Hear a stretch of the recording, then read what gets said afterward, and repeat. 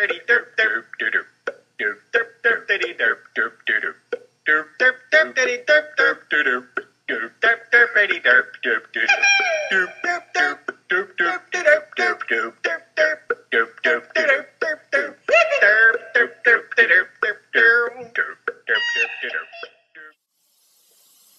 my name is Kimberly Vu, and this is my fourth video log. It's been a few days since I last posted, so this one might be a teeny bit longer than usual. So I apologize for that.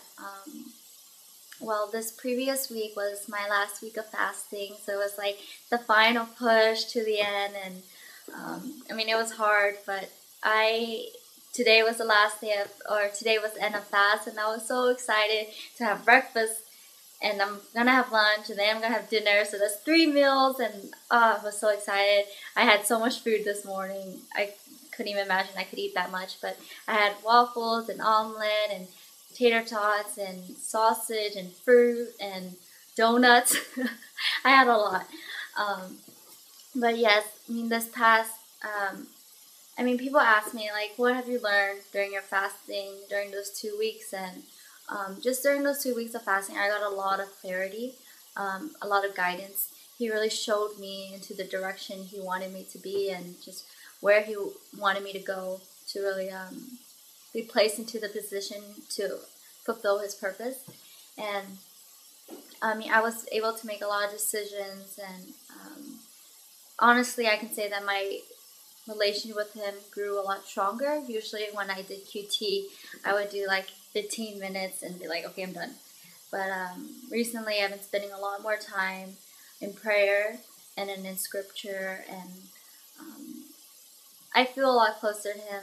I think it's been easier on me to find my identity in him. I still struggle with it, but it's been a lot better. And so this fast, it was a great 2 weeks. I honestly say I learned a lot from it, and I really hope that what I learned will be continued, and not just because the fast is over now that my relationship or my efforts are just gonna drop.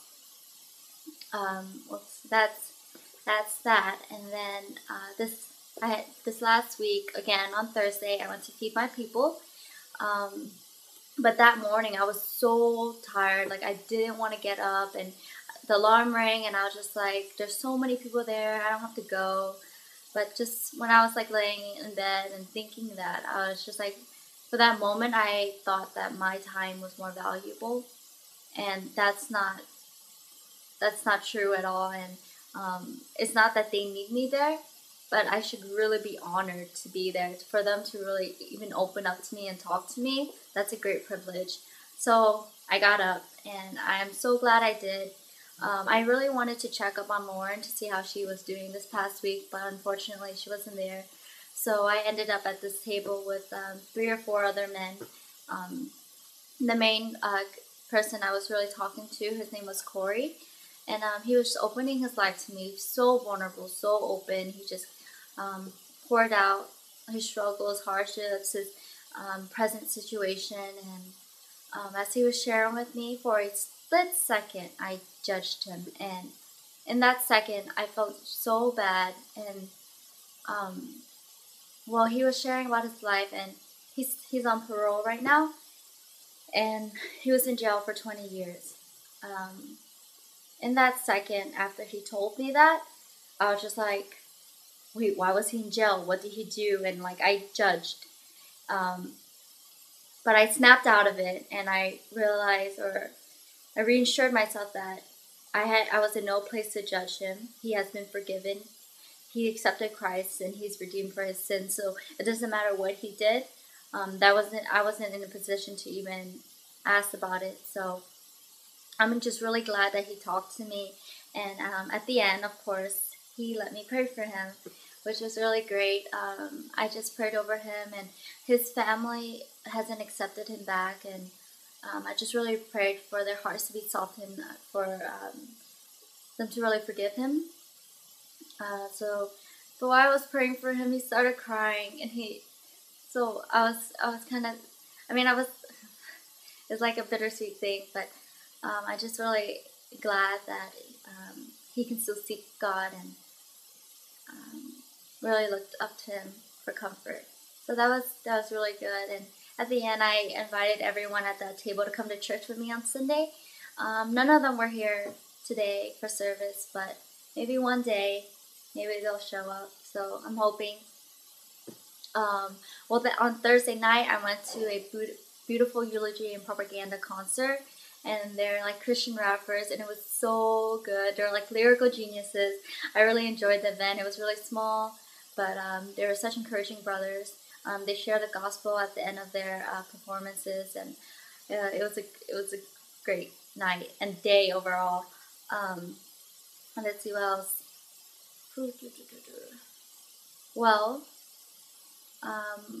we had missions training on Saturday, and just to really prepare ourselves for spring break missions in Chicago, I have to send out my support letters this upcoming week, and it's a really hard thing for me to ask people for money.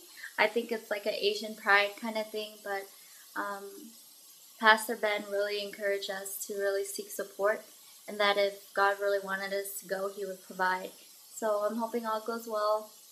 Um, let's see. Well, during these past 2 weeks and stuff, I received a lot of messages and just comments about like, you're so inspiring, encouraging, motivating, and I'm very grateful that many of you guys think that. But it's like, I'm grateful, but then at the same time, I really don't like hearing it.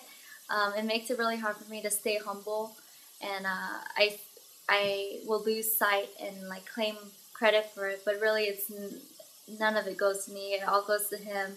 I'm not able to do any of this without His help and without His strength. So, and also, I guess a lot of people think that I'm such a good person that because I post a lot of blogs and posts of video logs and stuff, people see me in this really good Christian girl light. Like she's so passionate for Christ and stuff, and I just wanted to say that I sin as much as anyone else. I'm as flawed and has many faults, and honestly, I don't think I'm inspiring or motivating or anything like that, and just I feel kind of like a hypocrite when people tell me like how like good they think I am, when honestly I'm not. So I guess I just wanted to put that out there. So yeah, well, I think that's all I have to say. Maybe. Well, I know it's a bit long, so I'll just cut it off here. But thank you for watching and just keeping up with my life as usual.